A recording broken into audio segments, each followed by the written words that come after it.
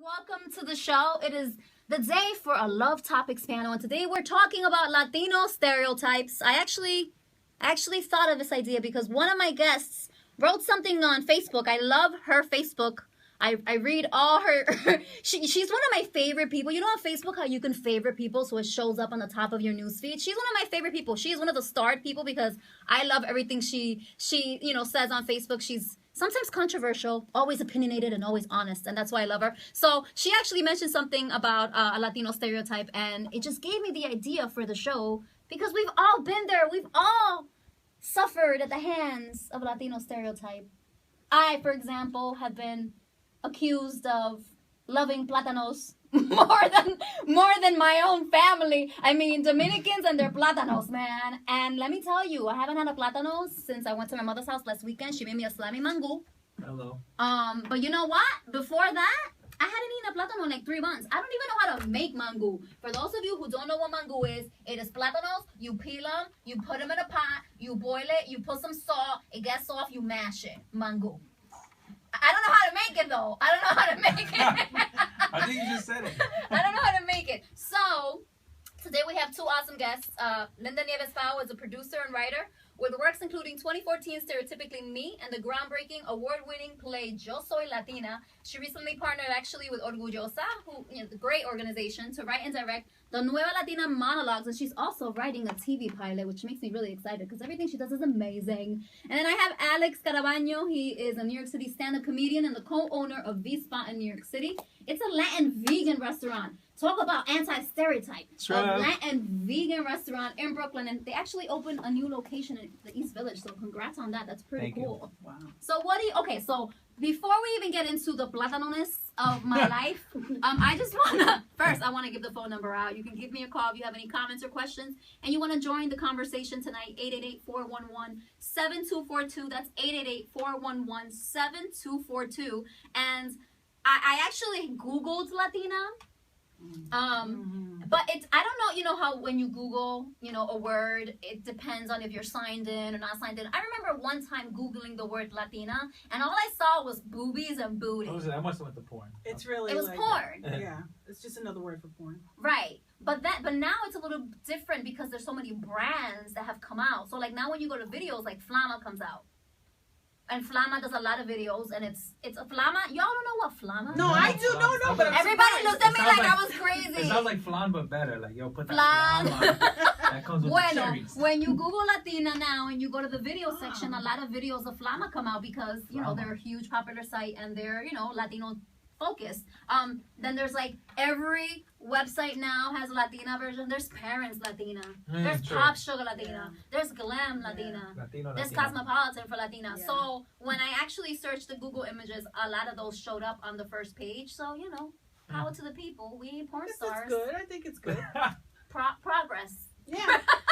Finally, a little bit. Some progress. So I actually want to get personal. Y'all know my plight of the stereotype that I love plátanos and I'm supposed to say, hey, que lo que, all the time. Dímelo. I don't talk like that. I swear to God, I don't. Not even when I'm in Washington Heights, which is like Dominican land in New York City. But I don't say that. You sound like a Dominican. I listen. I'm having flashbacks. I feel like I'm walking. I feel like not you. Just sounded Colombian there. Yeah, that was true. You gave it away. That was drunk Guatemala. You gave it away, Alex. So I want to know, actually, Linda. You're Puerto Rican from Staten Island, right? Originally born and raised. No, I was born in Manhattan. So New Yorican? Yes, New Yorican. Because there is a difference. It's a huge difference. Can you explain the difference? Because there's a huge stereotype versus Puerto Rican and New Yorican. Well, New Yorican is anyone that would mainly have Puerto Rican parents that were born in New York. Right. But personality-wise, Puerto Ricans from the island, it's like Dominicans from the island are like not NZ from Dominicans from here. But people think we're all the same. It really depends because it depends on what part of the island. That's true. You see, I don't know. I'm not Puerto Rican. I'm stereotyping right now. Yeah. But I'm just watching stereotype. And I'm stereotyping Dominicans for stereotyping Puerto Ricans. I know. And because Dominicans and Puerto Ricans hate each other. You didn't hear that stereotype? True. Back in the day, I'm surprised we still talk about There was a that. big war. Listen, Like, I have had it enough Puerto Rican in me to love them. So, no problem with Puerto Rican men at all. Hello.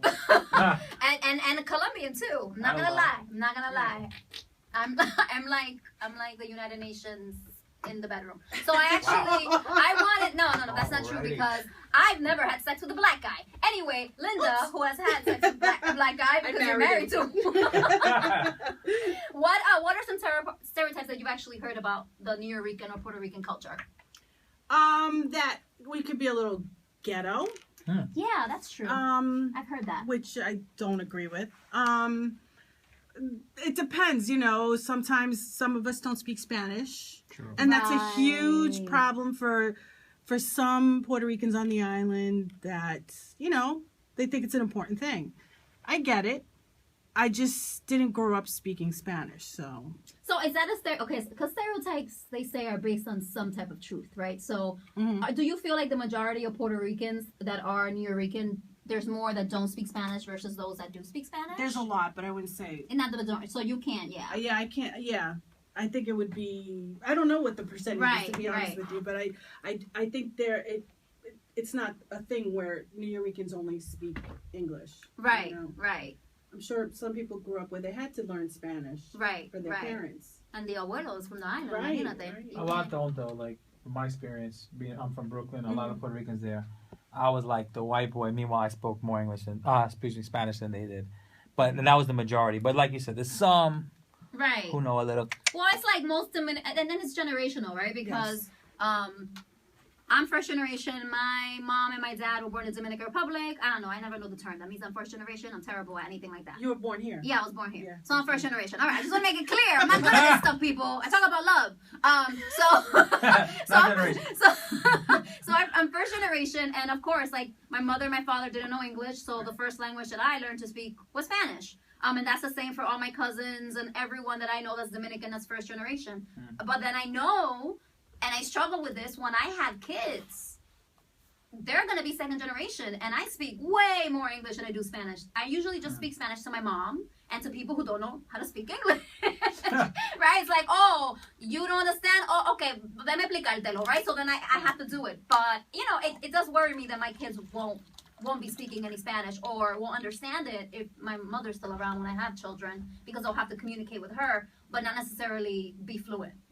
Is she predominantly Spanish speaking? My mother doesn't speak any English. She'd be like, ¿Qué? Yo no sé. 1 minute, please. My daughter is in the other cuarto. That's what she says. And then I translate everything. No English. But when it comes to money, Spanish people know. Oh, yeah? They're like, no money, but let me get the $100. Oh, sí.